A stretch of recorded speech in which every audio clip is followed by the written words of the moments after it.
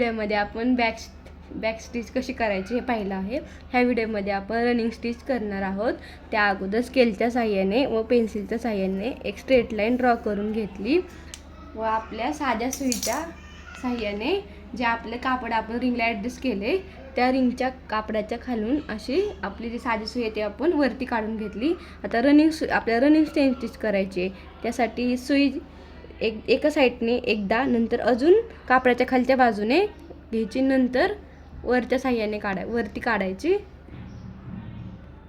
आणि हे अशा पद्धतीने,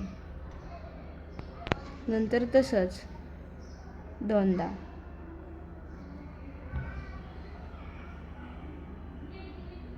नंतर अजून तशाच पद्धतीने 2 वेळेस,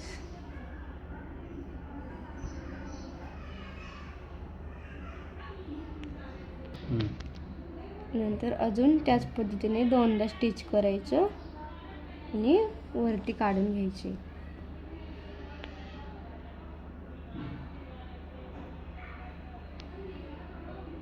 ही झाली आपली रनिंग स्टिच. जर माझा व्हिडिओ आवडला असेल तर लाईक करा, शेअर करा, सबस्क्राईब करा.